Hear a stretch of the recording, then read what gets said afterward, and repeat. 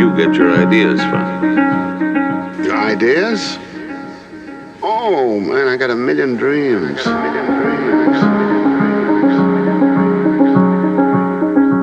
That's all I do is dream.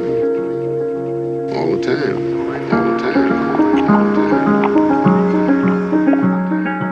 I thought you played piano.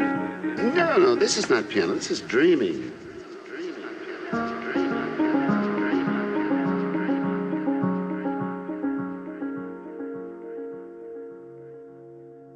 Welcome to Synchronicity.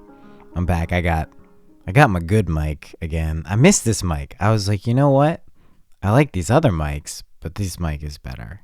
I don't know what the fuck I'm talking about. Welcome to an intro. I am just back from LA and had a hell of a re-entry for so many reasons. Sean and Cass, what's up? So many reasons. Horsing around and such. But I'm back and I'm getting in the groove of East Coast for a little bit before I'm headed back to LA for a little bit / a lot of bit. It's going to be a bi-coastal type of thing. So in case that hasn't been clear over the past month, that's happening. This episode, guys, Jessa Reed. I mean, come on. Like, I don't even need, if you're listening to this, you already know what is going to happen. I really don't need to intro it more than saying that Jessa went to Sedona with two very powerful women and basically went on a spaceship to other dimensions and higher states of consciousness, and you'll hear about that.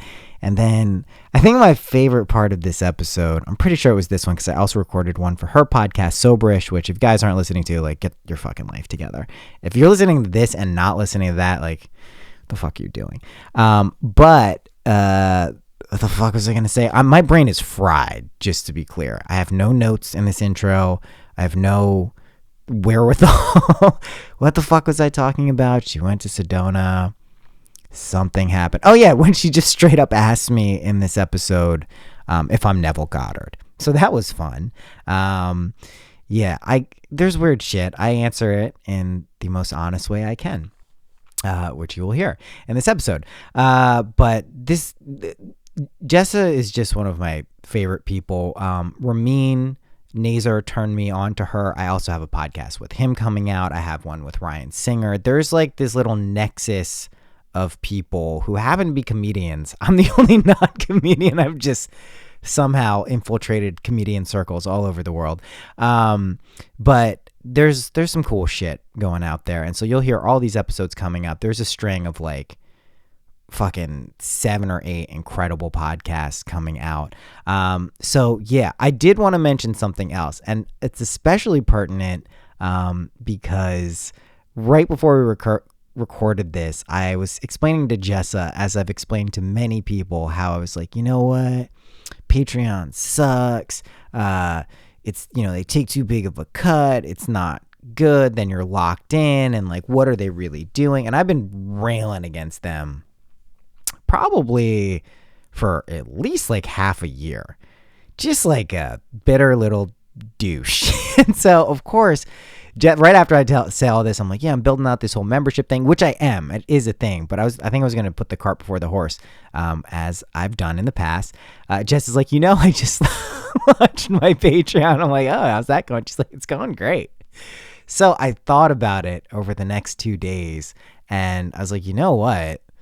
I'm a fucking idiot. Like, why don't I just launch a Patreon with the exact same benefits I was going to do, and just run it through there. It's like stupidly easy to do.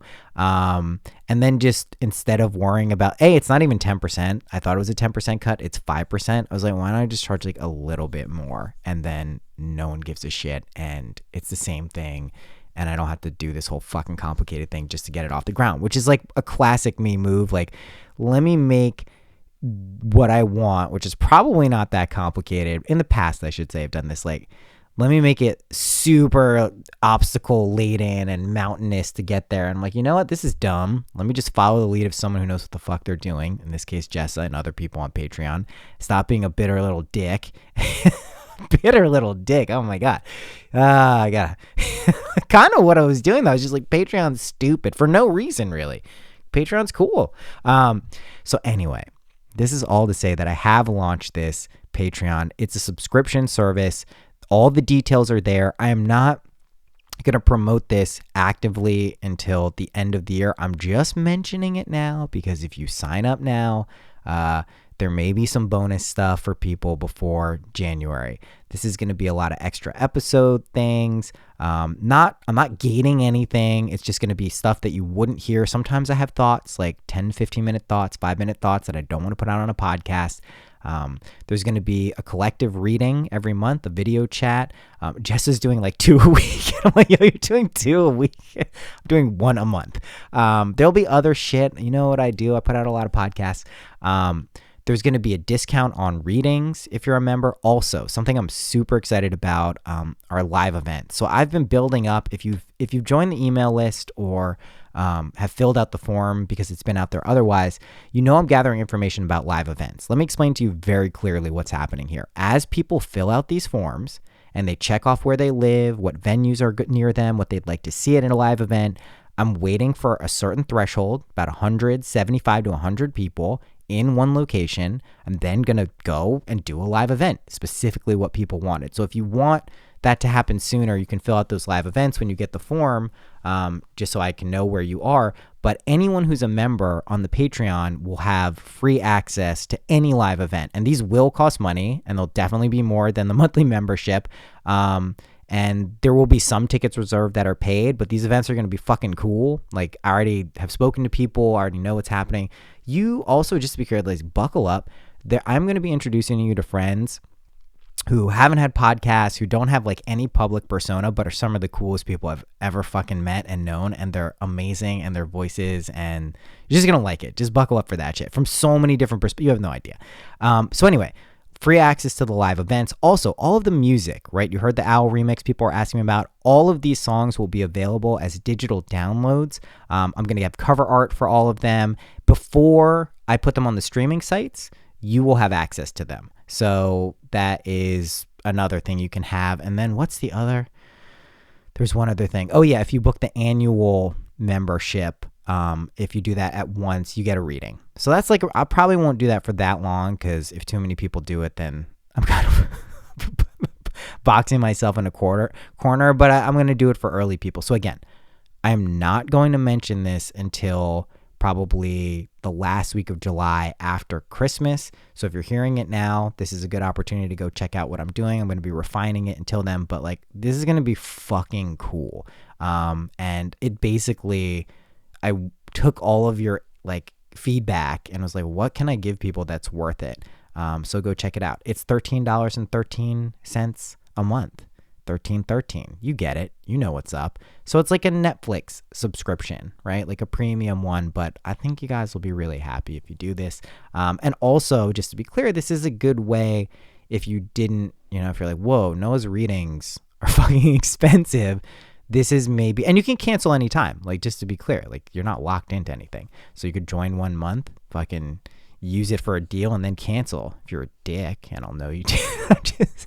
But anyway, I've taken up a good chunk of this episode for Jessa with talking about my Patreon. She just launched a Patreon. Go join hers. It's probably way better than mine. You're going to hear Jessa on this, and you're going to be like, oh shit, Jess is the plug. So go join hers, go join mine, go join everyone's who's doing cool shit.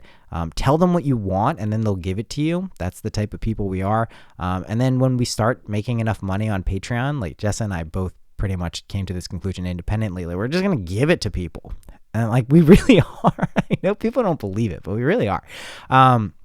Anyway, go follow her, jessareed.com, Soberish, Jessa Reed Comedy on Instagram. All the links will be on everything. Just tune in to what she's putting out. She's cool. That is it for this intro. Nothing else to yak about, I don't think. Happy imagining. There'll be a solo cast. A lot of questions have come in the past week. This episode is coming out 12/12/2019. It's a full moon in Gemini. This shit is fucking intense. It's super intense, but it's kind of like a really cool, good full moon. Sometimes the new moons, you want to set intentions. Just be aware of the energy, altered states of consciousness. It's a wonderful time to be alive. God, it's so great. Without further ado, here is Jessa Reed.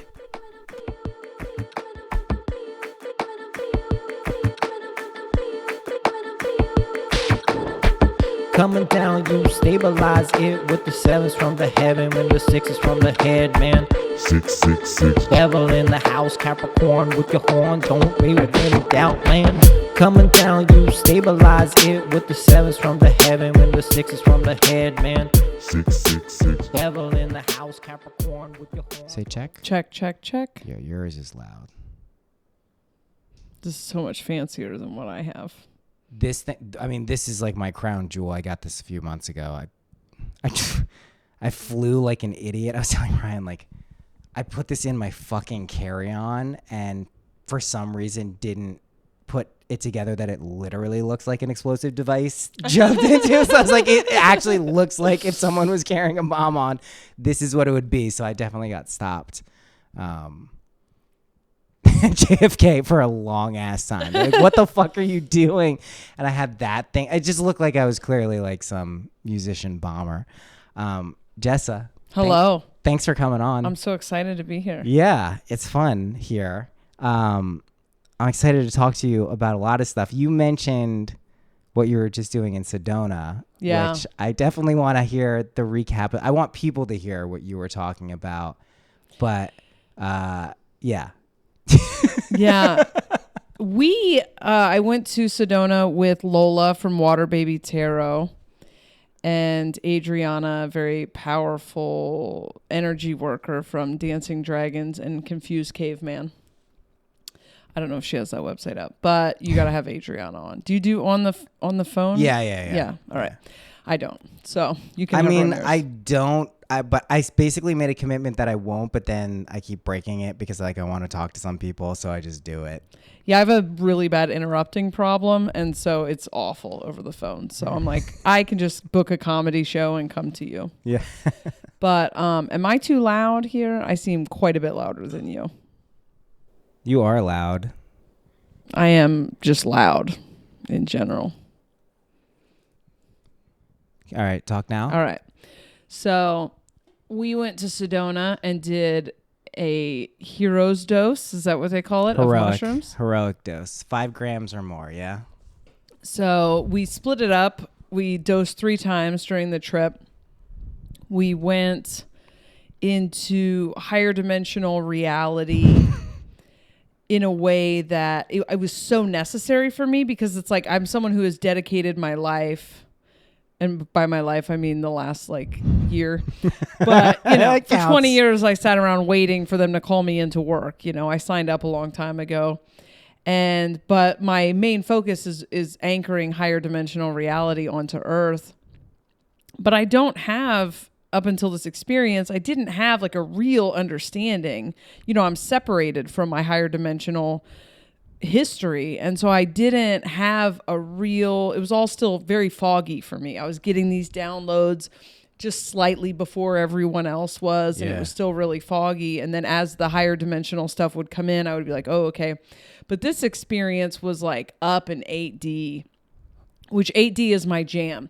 Every time we went up to like 10 or 11, my body would want to fall asleep. Yeah, don't you like lose sense of body basically at that point? You're like in the ethereal realms. A little bit. It's just too much. It's very euphoric, but it's too much. I think 8 is the last one. I feel like 7 is where we lose the physical reality a little bit. I think we have to go to like light bodies, you know, once we get to 8.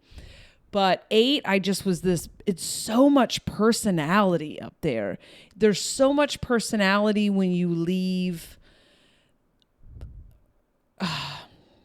the physical reality. I don't know how to describe it. I really loved who I was. Like I really was into it. Yeah. I was really funny. Yeah. And like we laughed so much.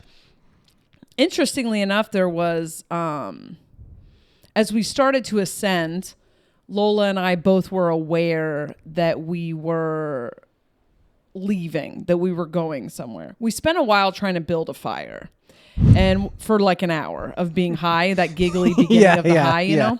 And we've only done the first dose at this point. And then I say to the aliens, like, we've been fucking around for an hour. I thought we had work to do because we got together, like these energy workers got together to do the mushrooms and get work done, you know? Yeah, you had an intention because I saw you right before that, and you were like, we're going to do this stuff. And I'm like, cool. Yeah, there's a big Ascension coming in 2020 it's going to be intense if all of the downloads we've all gotten are accurate. We're, fucking 2 days away from the beginning of, 4 days away from the beginning of that portal opening up. And then between Christmas and February, it's just what I see on the trajectory is just getting pummeled with energy. Yeah. And we've been preparing for it for all of 2019. And so we went to go do work and kind of help clear energy and transmute energy and kind of get a peek behind the curtain for it. Anyway, so we're building this fire poorly. We are not getting this fire. I ended up burning my notebook, trying to use it as kindling. It was a mess. The wood was wet. Wet wood doesn't burn no matter how much mushrooms you do. That's true. That's true. Maybe, I don't know, like 20 grams. You can get it going somehow. Yeah, maybe. We did see fires, but they were not happening in the 3D reality. And so at one point I say to the aliens, which is what I call my guides if you don't know me, we haven't got anything done. It's been an hour already. And they said, you can't even imagine what's coming. Just have fun with your friends. And I was like, whoa, guys, they just said, I can't even imagine what's coming, just to have fun with you guys. And I'm still excited. So then we go inside. And what's interesting is Lola and I were seeing a lot of the same stuff. We gave way less to Adriana because she hadn't done shrooms yet. Lola had done them once, and I've done more psychedelics than most humans on the planet combined. And so, but I don't think I've done this big of a dose. Maybe. I don't know. Those doses, I mean, yeah. I'm more of a micro doser, like a one-hit acid kind of girl. Yeah. But, yeah. And then I like redose, you know. Yes. But so we're standing in there and we both get a message at the same time. Stand exactly where you are. You're about to leave. And I was like, they just said we're about to leave. And Lola's like, yeah, I heard it. And so then the whole house turns black and these like pink and blue lights come in and we're like in a spaceship. And I'm standing in a kitchen, but the kitchen has disappeared. I'm in a spaceship. And we're waiting for them to walk in because that's what it felt like was going to happen. Like aliens were going to walk in or whatever. And then I can't even express how good Adriana is at energy stuff. But she starts doing energy work on Lola. And then they tell me to go in the other room. Or they tell me to go to the bathroom because it's on psychedelics. I have a tendency to forget that I'm a person that pees. Yeah, me too. That happened to me. So I will just I'll get at some point I'll remember, be like, oh, there's something going on. And then I'll be there and I'll be like, I'm peeing now for like 20 minutes. Why? How did I not know that this is something that I was supposed to do? That's weird, right? Yeah. So then we start climbing to higher dimensions. And this part was so remarkable to me. Adriana's doing energy work on me and I'm trying to like release a connection that like needs to be released and I don't want to release it and I've been wrestling with it and I fight with my guides about it pretty regularly. I'm like, well, you shouldn't have like brought this person into my life if you were going to take them away. You know, I'm like not mad at them. I'm mad at my guides. I'm like, you know, just like, I didn't need to know that a connection like this exists if you're just going to fucking take it, you know? Yeah. And so I've been pretty dramatic about it lately. And this was kind of what I knew they were going to make me do was release this connection. So she's clearing my energy and like I'm releasing this connection. And then she says, I'm sorry that we left you. She's down by my feet. I'm standing in the kitchen and she's like, I'm sorry that we left you. We didn't want to leave you. You were taking too long and we had to go. And then she stands up and starts hugging me. And I don't there's a lot of channeling and everything else when you're fucking with the higher dimensions. Yes, you don't exactly know. Yeah, people turn into microphones for higher beings. Yeah. So it takes a minute for me to register what's happening. Yeah. She starts hugging me. I'm hugging her at first. And then I feel this kind of resentment come up from my feet to my heart chakra. And I realize like, oh, they abandoned me. And we're not talking about, hold on.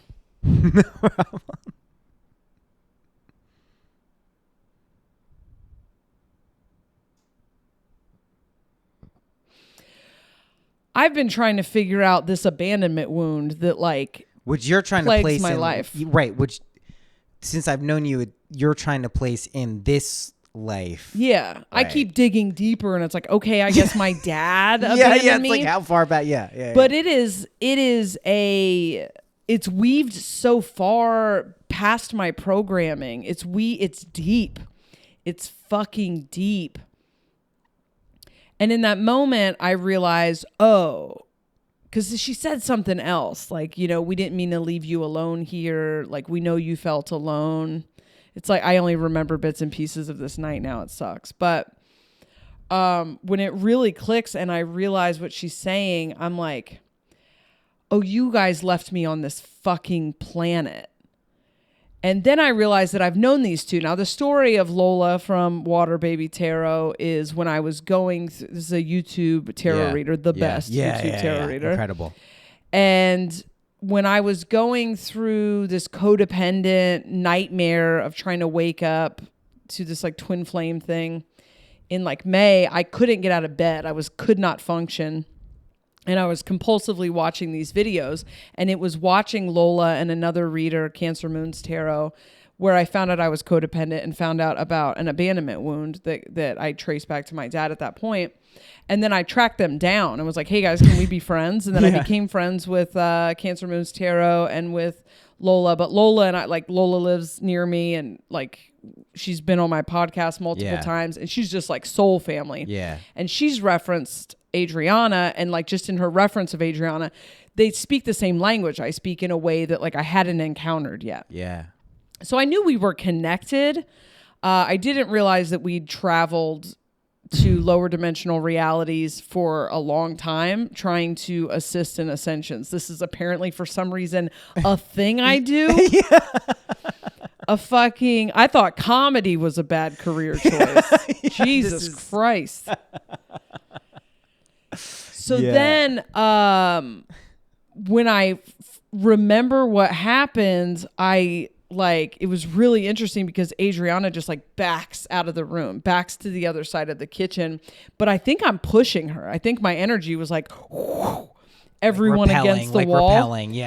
Because like then Lola couldn't even get back into the kitchen. She's like, why do I have to stand back here? Why aren't I allowed to move? And I don't really talk on psychedelics, you know? Yeah. So then I'm just sitting there, and then I sit up and I'm like sitting on the sink, and I'm kind of laughing to myself because I'm like, whoa, I have a resentment. I'm in higher dimensional reality right now, and I have a resentment. Right. But I'm not talking out loud. I'm just like shaking my head like this is funny. And they're both like, could you talk maybe? And I was like, it's just funny. You left me here.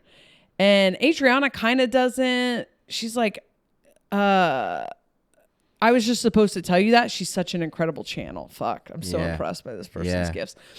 But she's like, anyway, it's weird because we did it. Like some of the things I don't even know if we said out loud, but when you get to the higher dimensions, it's like you don't have to say, I understand telepathy so much. It's all just doesn't have to be said. Yeah. So then we did a lot of other stuff, and I won't get too far into it, but there was a lot of like kind of them playing the role of different collectives, like the masculine collective and the feminine collective. We were really tapped into the masculine collective. Lola actually had to like play the masculine collective. And we knew that the masculine energy is getting healed in 2020, right? Yes. And I talk about that this week on my podcast. And also we talk about it in an episode we attempted to record the next day on like 4 hours How of did sleep that go? and zero integration. I'm pretty sure it makes no sense. I haven't listened to it yet, but I'm pretty Probably sure. pretty good, I bet. I just have a feeling. Yeah, I was like, we're still way too high up. I'm like, no, like the people that are listening to Soberish are still wrapping their mind around the fact that they have to go to a store and buy crystals, you know? They're like, oh God, am I new age? They're not ready for like, I'm able to communicate it now. I was not able to communicate it then. Yeah, it's too fresh. You're still there. Yeah. I'm going to put it on my Patreon, I think, because it's a little rich. But I then had to process the death of somebody very close to me. Like it happened, like when I was like up there. We spent hours and hours doing a bunch of shit that was really fun. And I had a lot of fun in 8D. And then I spent my last 5 hours.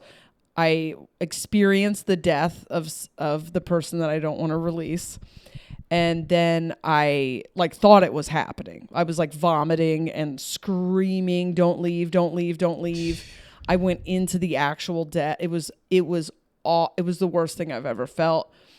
And I thought I watched it happen. So it was hours before I could come down enough to even pick up the phone to see if they had been online, you know? Right. And then it sat on me. And the next day I had to, and then I had to process the death. I was like there was a lot of layers to it. Oh, then I had to mourn for 2 years. I had to in the course of 3 hours, I was in 2 years of mourning for the person. And at one point in the mourning of the person, in the grief, I realized that I was never a light worker and that there is no ascension, but this was rather a narrative I wrote to process the tragic death of the love of my life. Right? Shit. So many fucking layers to it. That's a fucking mind bender when those come up. It's Yeah. like, whoa. Yeah, it was so much. And then I was in this twilight sleep, and then I woke up at 2:30 and then went and kind of like they were still awake, so I processed with them a little bit, and then I was like, this is a premonition, right? Like I'm going to live through this person's death. Right. And that's really how it felt for a couple days. I had to drive 7.5 hours. Oh no. So then when I went back to sleep, a message that I kept getting was that we are affected by every version of us on a timeline, that there is stuff that carries through. And they kept telling me I had to accept this timeline. So when I was in it, I could see how all of the things like led up to this timeline, like, because I can look back on the past and see how everything weaved together. And so I think part of the reason that I had to experience this timeline, I had to let it play out, is because I'm so afraid of it that I'm pulling it to myself with my fear. And so I had to kind of neutralize it. I had to go through the pain. Yep. But the pain is something I've never lost anybody that was like still currently in my life. Right. And I've certainly never lost anybody that I had some powerful soul connection with. And so if you took all of the tragedy and trauma and pain and everything from my entire life and stacked it on top of each other, it wouldn't be a strand of hair compared to this pain. It's like the darkest, most pain timeline processing. Yeah. You could, I can't think of a worse. It's the depths of it. Loss of a kid, I guess. That's it. It's like right up there. Yeah. And it didn't go away. Like the next day there was no like, oh, bad trip. Yeah, I was like, no, that's a timeline. And I experienced it, and I had to keep like looking. It was wild. I've never experienced anything like that. I had to keep looking to see if this person's still online, you know? And it did give me a shit ton of perspective though, because there was a lot of like petty, dumb stuff around this release. And now I feel like, oh, okay, if this person can live and be happy on a planet, I don't care if it's not with me, if I don't get to be a part of it. Like I have such a deep gratitude that this person is alive and that I get to like look from afar and love them from afar. And so I'm like, okay. Uncle. Got it. All right. Sorry I complained. Sorry I fucking bitched. Just keep me the fuck away from that timeline. I'll do whatever you want. Yeah. So, the stuff about different timelines influencing each other is interesting. And then the next day I had to drive 7.5 hours home, which I love car rides by myself. I love them. Yeah. Unless I have just experienced the brutal death of someone I love. So I didn't want to play music. I was going to ask, like, because that's usually the fun of a long car ride is the music. Yeah, I felt like music felt very triggering to me. Boy. Everything felt scary. I felt like and it was like every song that came on felt like it was about suicide. Like I was just haunted. And I couldn't get anybody on the phone. I kept trying to get, and then the people I did get on the phone, I just wanted them to tell me that this wasn't going to happen. But that's not the kind of company I keep. I keep people that are awake and they're all going to tell me the truth, which is every timeline exists. Yeah. You know? Yeah. And so I just had to sit in it. And I just, I have a friend who was a childhood friend who's awake as fuck. And she was just like, my guides are telling me that you don't get an answer to this. You just have to you have to release. And I'm like, I just fucking released that I don't get to be with them. Then I released that I don't get to be friends with them. And now you want me to release that they might leave the fucking, like, how deep? Like, right already. Well, it's the full, you have to go all the way. Yeah. That's the whole God thing. fucking damn it. I know it's an annoying kind of reality of how this shit works, that you actually have to risk it all and give it all up to get the opposite of it. I have to detach. It's fucking bullshit. Yeah, it is kind of bullshit. The only good thing that I've noticed when I've had to do that, and I didn't know I was doing it at the time, but like, and you mentioned it, like the masculine is just like dumb at this shit. Like, and I was real dumb because I think the first time I actually had to like process stuff, and I think this is also what people call like a broken heart too.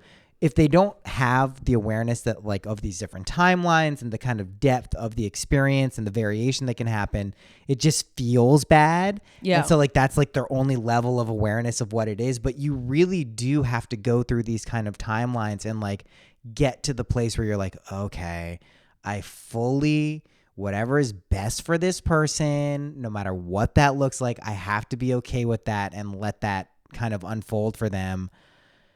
And I don't know that that's everyone's path, but it certainly seems like for people who want to like keep pushing the boundaries of like consciousness, it's definitely part of the package. Yeah. I definitely, this is someone who I feel like I love this person so much. Yeah. But then when you're faced with that, it's like, oh, my love's pretty selfish. My love is my love is like, well, I love you, so you should have to be in my life. And then you take me to the brink of that.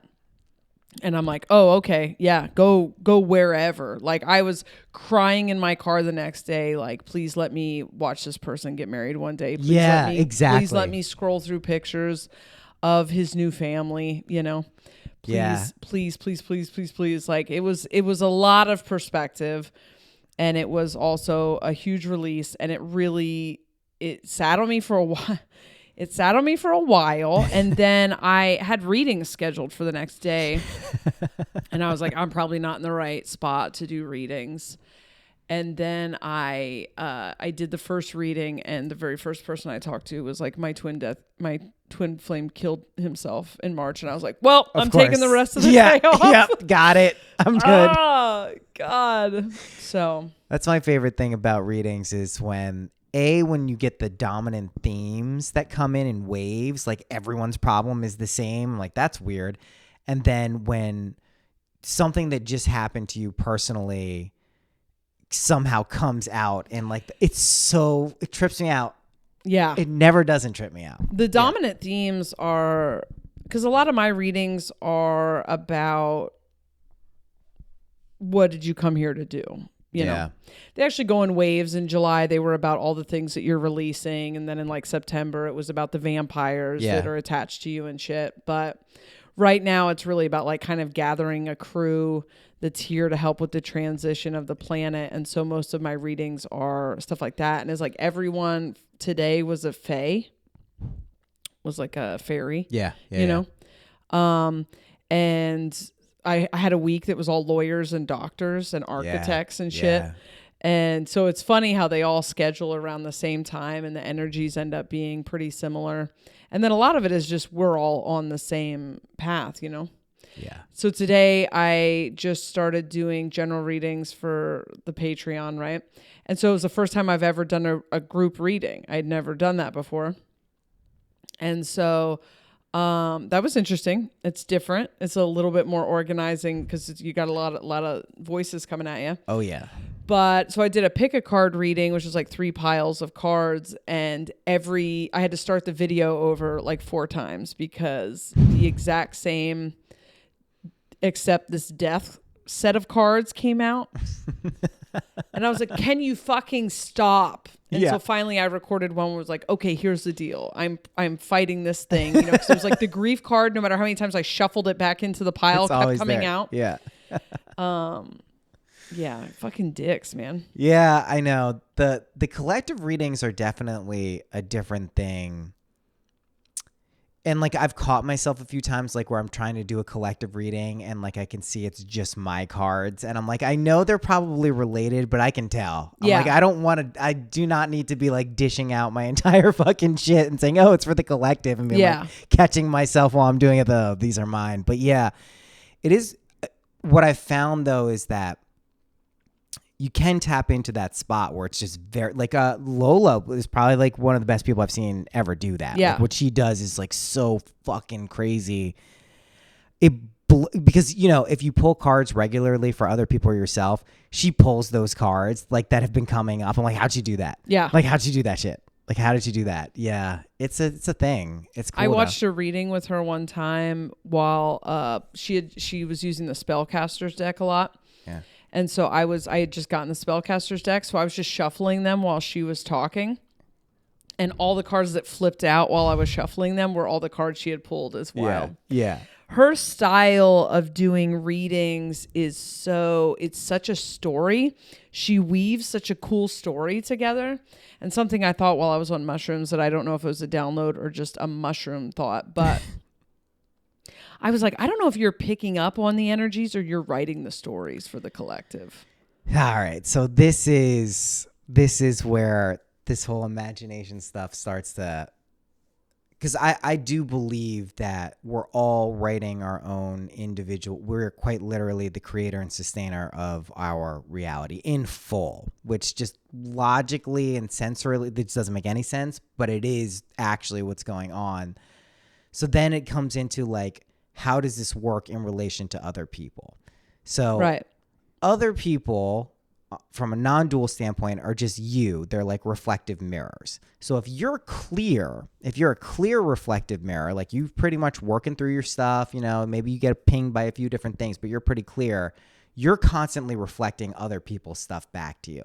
Now, if you're aware of that, you essentially are casting spells on people constantly. And to the degree that you understand how to do that and when to do it and why to do it, it's pretty good. And this is what we were mentioning off air. I was like, I was very kind of like down on like puppet stringing, what I would call puppet stringing. But I think good spells, God's the gospel, like that's what we're supposed to be doing. And a lot of this stuff is narrative crafting more than like, yeah, these energies exist, but that's also just a narrative. Do you know what I mean? It's like pulling it in. So I think the people who are the people who seem to be the most effective at tapping into the intuitive stuff and then really like having it be resonant with people are the ones who are like helpful, like she's helpful. It's a very helpful, positive, clear energy.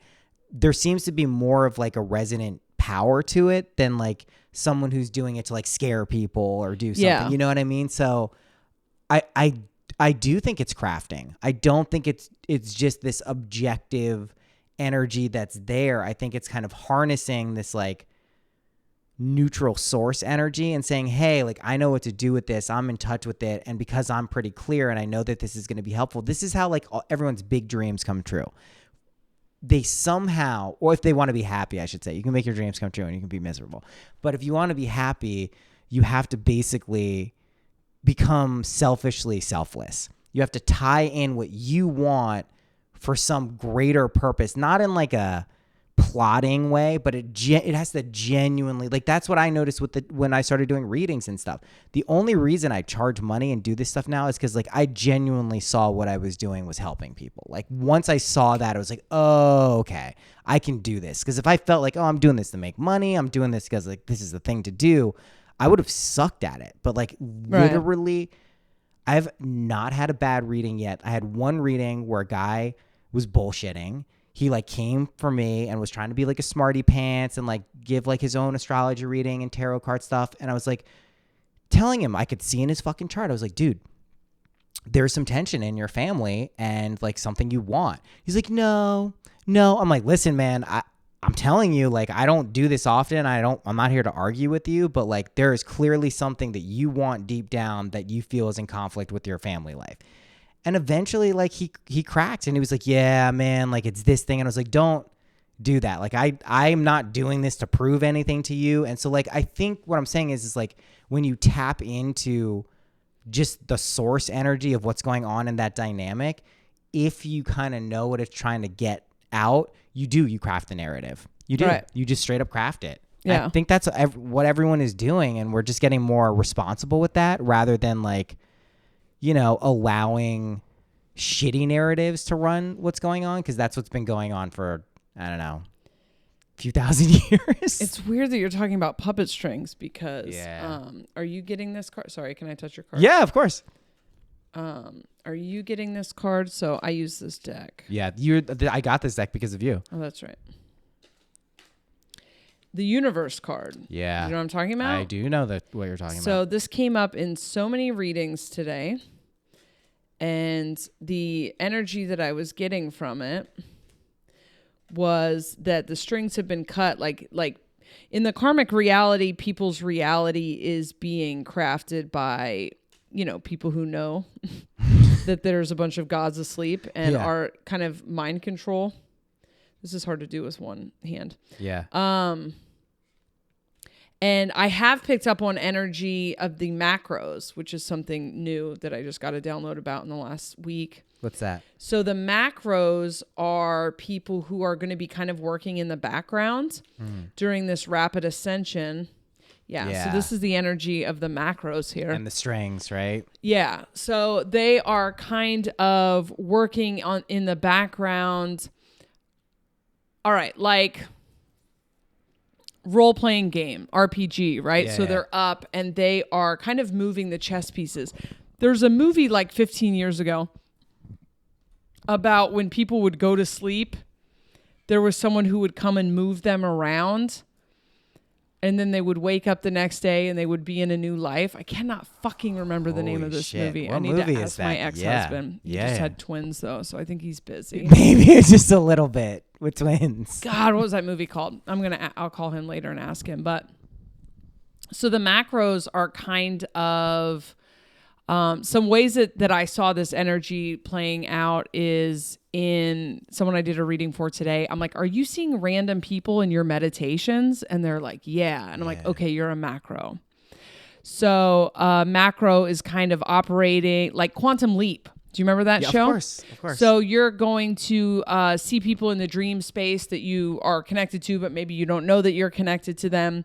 You're going to be taken to places and kind of helping to assist people getting to the spot that they want to be in while they're still slightly unconscious. So you're going to play the role of the, divine will for them before they tune in. And so that had something to do with this imagery of puppet string. So it's real. When I got here today and you were like puppet stringing, I'm like, Jesus Christ, this just happened today, because people have been like led around by fear forever. And now fear is starting to lose its stronghold, and the dark energies that benefit from using the fear-based reality to manipulate people, they're losing their all of their methods aren't working. And so it is kind of divine puppet stringing just for a minute. Just for a minute. That's where I start to feel okay about it, because I was really fighting, mainly because the only ethical framework I use for this stuff is the golden rule. Yeah. And the golden rule is way more malleable than people probably would think, because like you can really dig down into something and you're like, well, I wouldn't want this done to me, but if it was something that I like that was going to make that person the most fulfilled, best version of themselves, would I want that for myself? So like there's a game that can be played there, but yeah, for the most part, I was very reluctant to, like, I'd imagine things for other people if they asked for something or like wanted something, because they're saying, hey, I want this. And I go, oh, they want it? Okay, for sure. No problem. But if someone's not explicitly or even energetically saying like, hey, I definitely need this. I was very reluctant to do it, but now I really kind of have turned. It is just for a minute. Yeah. From now until like July. July's even really far. From now until like June, it's just going to be a different kind of party for a minute. It just is. We got to get everybody over to this side of the dimensional wall, and it just is going to be kind of crazy. And everyone who's awake, it's got to be like all hands on deck.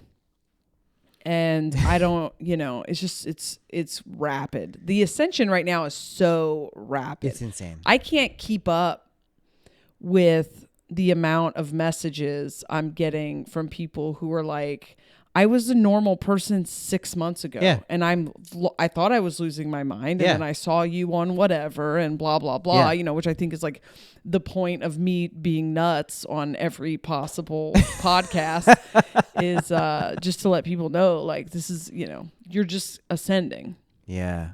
But this isn't even, what was the description that I got? The description was, because like April, think back to last April. Do you remember that person? Essentially, maybe like 100 to 200 different versions of me. Yeah. And I mean, it's comical to actually think like, not even just psychologically, physically. Yeah. Just going back to April, insane. Completely. Yeah. So they told me multiply that by 100. Yeah. And that's what's going to happen between that sounds right. December and February. And everyone is like that. Yeah. Yeah. That's definitely all this Capricorn stuff. Which is karma, right? So it's like Saturn, people are looping on karma because there's nothing left. There's nothing left in karma for you guys. There's nothing left. That's why all the network TV shows are coming out with like remakes of all the shows, because we've got nothing left in this. We did it. We did everything there was. The new reality is, what do you want? Do it. Like, that's it. Have fun. Fun. Yes. And people are like, I think I would like to go back and learn this lesson. Bitch, you learn this lesson. There's nothing left. And so karma is just glitching. And the people who are staying in it are just glitching. Horribly. So whatever happens to them, they're just getting... I see imagery of like a washing machine. I see imagery of like us, like Earth passing through like this cosmic dust. And then I see the imagery of them just being picked up and slammed into 5D. And I thought we were having like a planetary split and they were going to go to a different reality. But I think that's what's happening right now. But the split's like 2 months long. Yeah, it's like a 2 month long thing. It's really intense. I think so. In the association with Capricorn, is in the tarot is the devil, and it's the path of fear. Oh, shit. Yeah. So what I've been telling people is, and as I've been telling, fuck, I hadn't even put that together. Holy fuck. Yeah. Because it's a codependency card, so that's all that card means to me. Yeah. The devil, fear. Holy shit. Yeah. That's what's going on. And everything is moving in. I literally wrote it. I'm so not a planner, but I had this notebook and I was like, oh shit. Like the astrology stuff is just like too weird. I got to write it. So I mapped it all out, just like when planets are moving in, when they're moving out. And it just gets real in like 10 days, the end of December, starting on the 22nd. Everything starts to move in there, like the moon, the sun, like it's all together. And the moon moves fast, so it's like it's not there forever. But I see is like Christmas week to mid-February, and that's when everything is in Capricorn. Oh yeah, and until March, which I think so. Venus moves out first. She's leading the way, which is good. She's showing everyone kind of the path of how to move from Capricorn into Aquarius, but. Into Aquarius. God damn. This is so this is so that's what I'm saying. Damn. It's too crazy. That's what I was saying the other day. Like, I don't know how many people fully get this, but like all of the allegorical, metaphorical stuff is now physically playing out. And it's so trippy if you just catch on. Like, you don't even need all of the threads, just a few of them to be like, holy shit, this is too weird. Like, it's too weird what's happening. But from a practical standpoint, I do know that if you don't practice dealing with your fears now, like this next month or two, 2020 is not going to be this utopian energetic uplift. Like it is an ascension no matter what. But if your fears hold you, if you don't know to move right towards them and through them, it's basically like you're chained. So I like the devil card because they're chained, right? They're naked and chained, but they're loose. The chains are super loose. Yeah. So they can take them off if they want. So that's basically what people should realize. And the devil on the tarot card, has the Hebrew Vulcan peace sign to the heavens with, I think, the left hand, right? So the intuitive hand, and then the right hand is lighting the masculine on fire. And that's pretty much like, that's a benevolent act. It's Baphomet. It's not, and that's kind of like the sea goat, the whole thing. It's giving us the path to, like, fear is good. That's what people don't want to hear a lot because it seems like something that vexes us and fucks us up. But it's actually like one of the quickest ways to like ascend because it shows you exactly like what you need to be working on right away. So if you can latch onto that being like a vehicle and a genuine path, this year will be amazing because you'll just keep plowing, and nothing feels better than plowing through a fear. Like it's just such a good feeling when you actually like finally do it and you realize not only was it not as substantial as you thought it was, like there's all this good shit on the other side of it. Like it's a very good feeling. But yeah, exactly what you said. If you don't do that, you will get slammed into 5D. You will literally just get taken and slammed into it. And it probably won't feel that great until you like catch yourself. Like, right. Yeah. Wow. Yeah. Because all the downloads I had gotten, like there's a reason why we were being separated from our people who wanted to be in the lower dimensions. And it's hard to say that without sounding like there's judgment because there's not. There's no value judgment there. We all facts. Exist in the higher dimensions and the lower dimensions. Whether or not you are integrated and aware of your higher dimensional self is the thing that remains here. If you only identify with your lower dimensional self, like that is the thing that is going to change. Did I talk just to you or like the physical reality sucks? That's the thing you need to understand.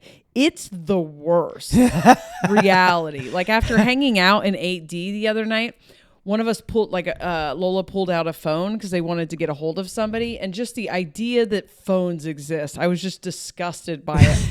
And I'm not like a boomer anti-technology person. I'm someone who loves my phone. But hanging out in the higher dimensions where you can just like point your perception at somebody and contact them. They don't have to physically be there. To then think about a phone, you have to pull out a device that needs you to charge it, and it has a thing. You have to find the person and wait for them to respond. And I was just like, God, the physical reality sucks. Like it's just... And the physical reality is so arrogant about wanting proof of higher dimensional reality, which is so hilarious because I remember when I was talking to a comedian who's a scientist and he was like questioning me about stuff, and I started to get vexed because I was like, I felt like I was defending stuff and I knew I sounded crazy. And I went to the bathroom. This is when I was still pretty closeted about the woo and the aliens and stuff. And I went to the bathroom, and then the aliens were in the bathroom, and they were like, yeah, we don't give a fuck about proving ourselves. Like, you don't realize how insane it is right now for people to want proof of us. They're never going to get it because they want physical proof. That's right. And nothing above 3D is physical because physical is garbage. It's dense garbage. It's the past. We hate it. That's right. So I don't know if I told you this, but so Neville Goddard, I listen to a lot of these talks, and like a lot of them are very repetitive, but then he'll drop these little things. And he was talking about these dimensional beings, which is... Are you Neville Goddard, by the way? So there is a weird thing where he talks about he had this mystical vision that started. It freaked me out. It actually really freaked me out. Everyone is Neville Goddard, but there is a weird synchronicity with him. He had his first mystical vision on July 20th, which was my birthday. Oh, shit. And so I was like, oh, fuck, that freaked me out. I think he's kind of like a prophet type figure, which everyone is when they kind of wake up to it. But Yeah, he's just like a pretty good like ascension vehicle. And Okay. so like I just kind of tapped into that, and then I realized very quickly like it's not him. It's like everyone is doing this thing. But yeah, he's fucking awesome. But he does have this thing he was talking about. It's usually very like religious stuff, but he was talking about these dimensional beings he encountered as he was doing these imaginal act. He got launched into this like higher dimensional space, and he encountered these beings, and they were like, yeah, Earth, you know, it's exactly like you said. It's quite literally garbage. It's like rotting, stinky after effects. Like it's nothing. And the alien, these beings were like, oh yeah, we don't go there. It smells horrible. Like it's like really gross, and like we don't like to go there. And I was like, I just thought it was funny because he's like, oh my God, like I didn't know that's what's going on. So what I realized about this world, and which makes it like I enjoy most of my sensory experiences here now. And if they don't conform to what I pre-selected or what I want, I just don't pay them any mind for the most part. But, you know, it's, I lost my fucking train of thought, these fuckers. 3D sucks. 3D sucks. Garbage. We're not going to, 3D's the past. We're not The going to past. prove. Right, that's what it is. It's always the effect. It's never the cause. So when we try to change this world by acting in this world, we're shadow boxing. It's not actually doing anything. So I've learned kind of like this is what I've been doing the past few days when I find myself trying to like fight with external reality or like an energy. I just fucking take a nap now. It's the craziest thing, and it works. Like I'll do all my work. I'll go in with the intention. I'll be like, this is what I'm going to work on. I'm going to sleep now here. I'm not dealing with this stuff. It's not because I'm lazy. It's not because I don't want to deal with it. I'm not escaping. I'll wake up. I'll feel fucking great. I'll get what I need to get done, because I think for the most part, if you try to fight this world right now, like the projections that you basically have summoned forth yourself, that's what this world is. They'll throw you. They'll just fuck you up. You know what I mean? Yeah. And that's, I'm not doing that anymore. I'm just like done with it. It's not worth it. It doesn't feel good. It is like glitching. It's like this old karmic pattern is like out of juice, and it just keeps like sputtering through. And it's like, why? There's no purpose to this anymore. It doesn't. No. Yeah. One of the dreams when I was in alien school, so I woke up in 2000, and then I spent like 4 years in, almost 5 years in what I call alien school. Most of it took place in twilight sleep. Suddenly my teeth feel weird and I'm having a hard time talking. It's strange. In twilight sleep, but then also like a lot of them just being with me all the time, talking to me, teaching me stuff. But I had a lot of these very powerful prophetic dreams that never left. And one of them was like, I was living in Portland, Oregon at the time. And they were like, we will go up here. And they took me up to the clouds, and they were like, this is where we will stay. And when they are ready, we will grab them one by one and bring them up here. And I never really knew what that dream meant. Like there are several times in the last 20 years where I thought I understood what it meant. And now that we are here, like now I believe we are at the moment where that dream takes place. Oh yeah. I think I might be being overly optimistic here, but the vibe that I get and the messages that I've gotten so far is that we are going to go sit in 5D for a second while 3D gets pummeled with energy.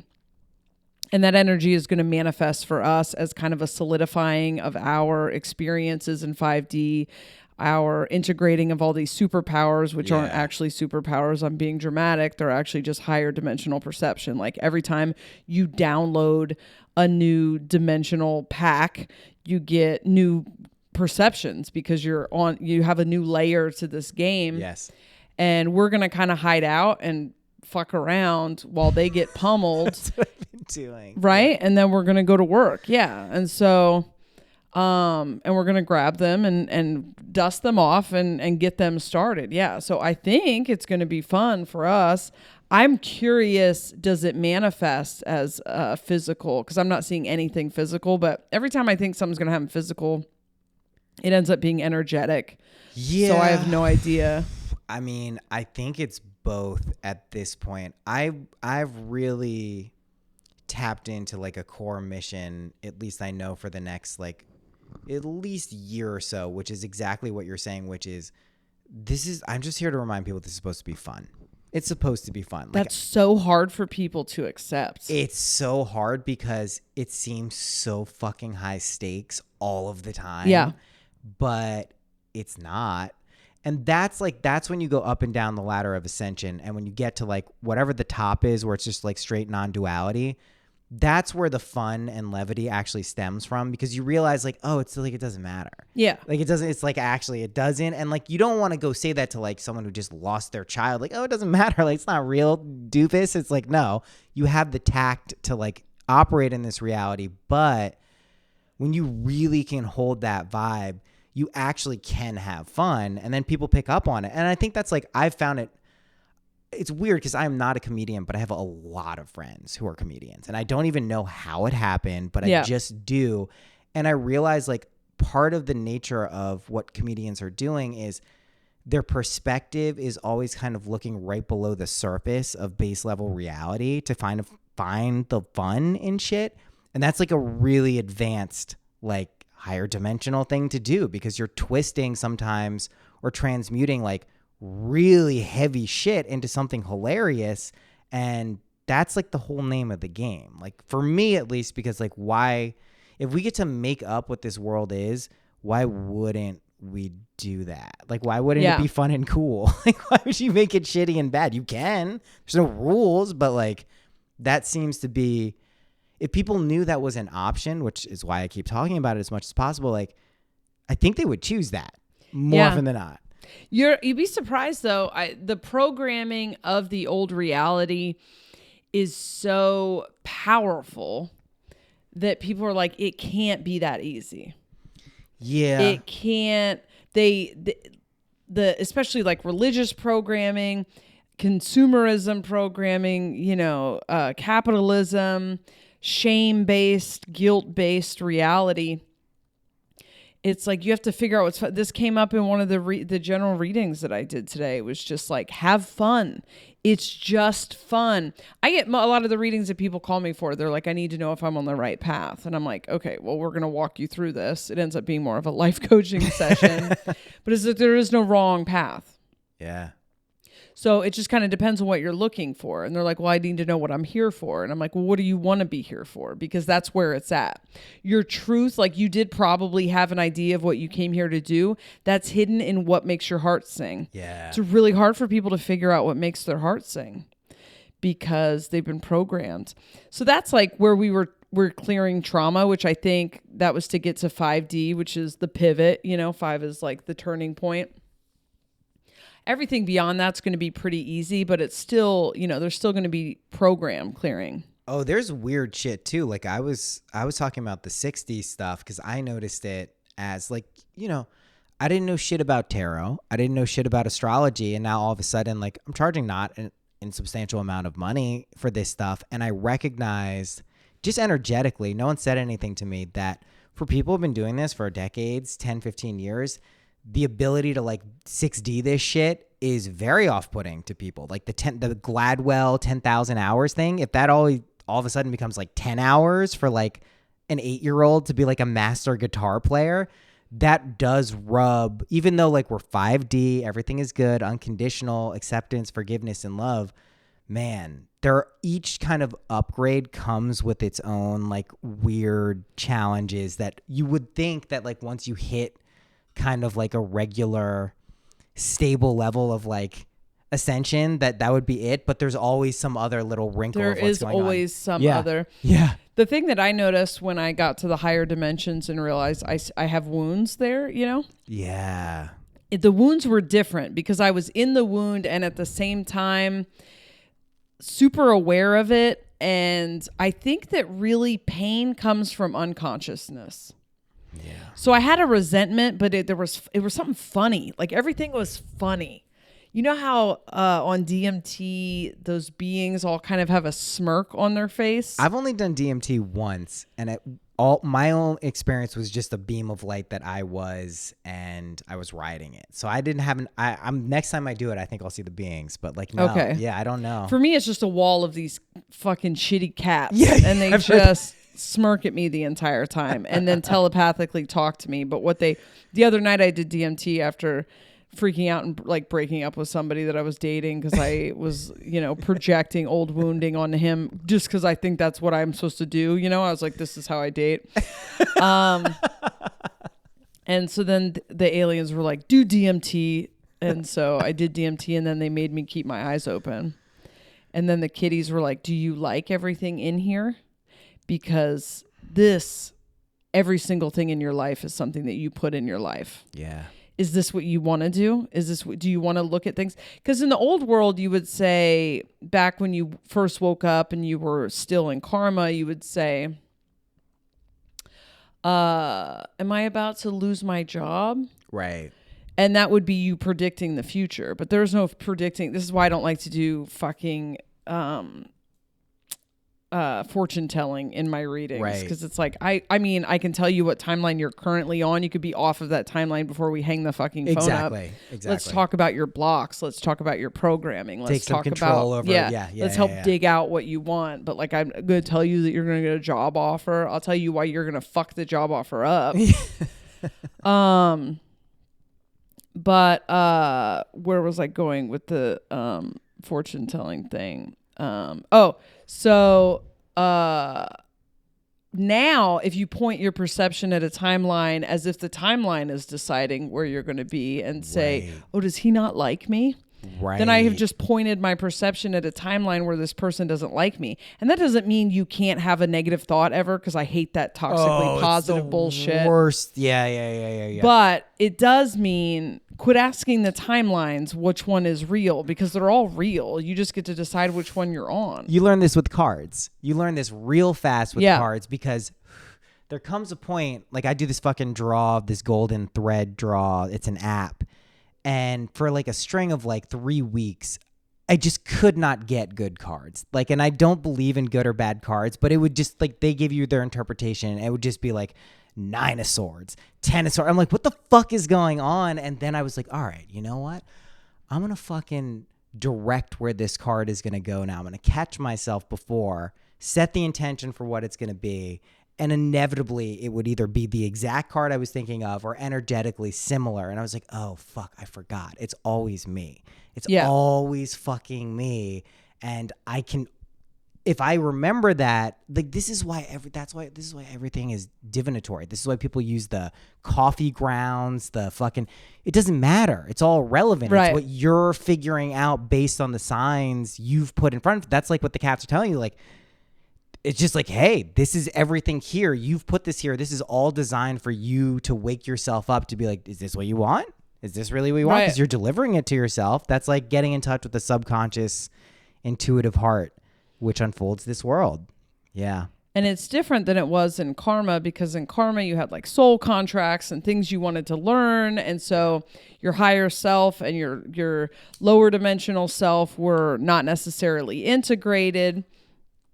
And this is what this whole process about finding yourself was about. And now that you're here, it's just like, I keep saying point and click, which feels like a very dated thing to say, but it really is just, what do you want to experience? You certainly have the option of going back and revisiting trauma, but you should have, the trauma should be healed at this point.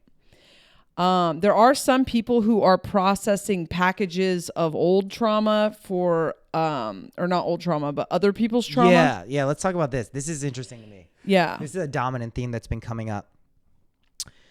I was aware that sometimes we process other people's trauma who were around or were in relationships with.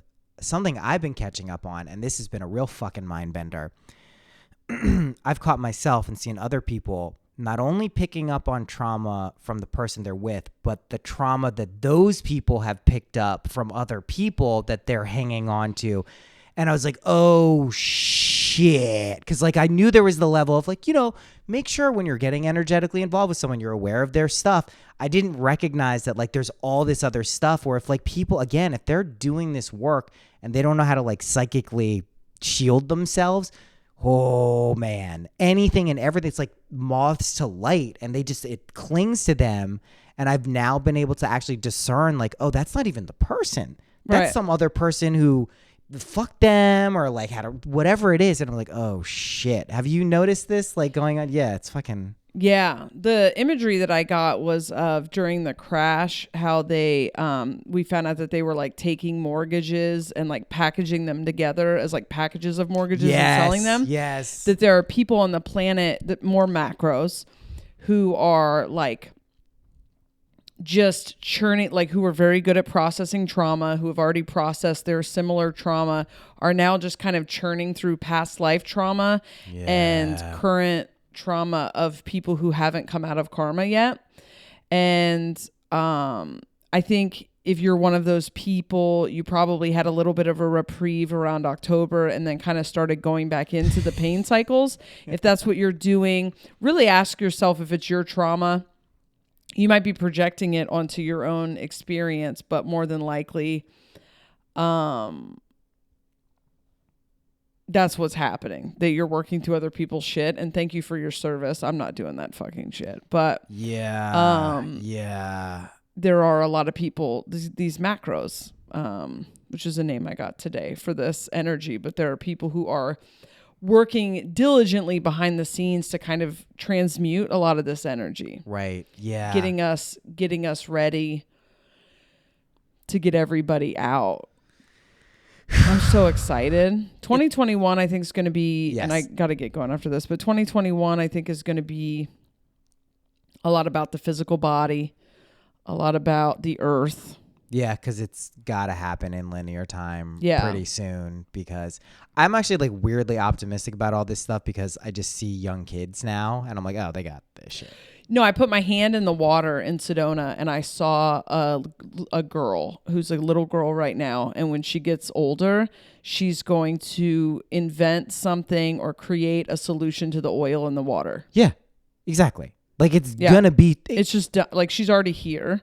Yeah. And we have to, as like I call them the arsenal, which is the energy of people who are here to tear down these old systems.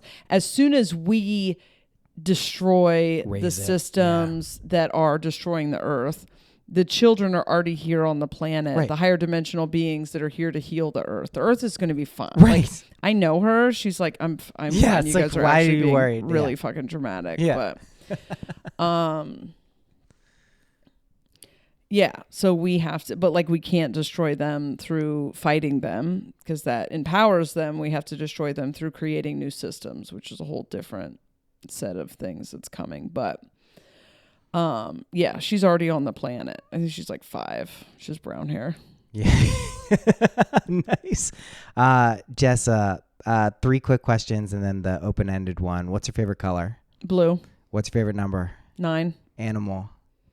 Owl. Yeah. Practical tip that's helped you in your life that you could share with people listening. Could be anything. Learn how to spend money. If you go to a store and there's something that you want and there's a $50 version and a $20 version and you feel like you need to buy the $20 version, ask yourself why. Yeah. Why you would choose frugality over what you want. That's a self-worth issue. And there's programming in you that is preventing you from living in abundance, and you have to burn that programming out. So go buy yourself a very expensive dinner and then deal with the shame and guilt that comes after that. Triggers are your friends.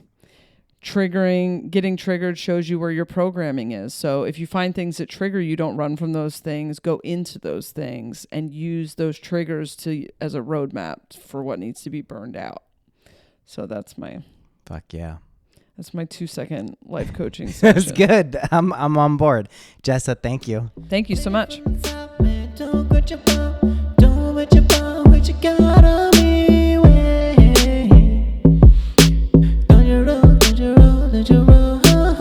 Poopies in the water, man. Poopies in the water, man. The poopies in the water, man. The poopies in the water. Poopies in the water, man. Poopies in the water, man. The poopies in the water, man. The poopies proof is in the pudding.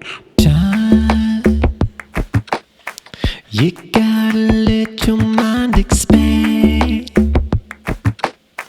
We'll bring it back for you again. It's falling from the sky. You caught it on your second time. I know the weather, John. You gotta let your mind expand. You know it's just a joke. We'll bring it back for you again. Okay. You caught it on your second time.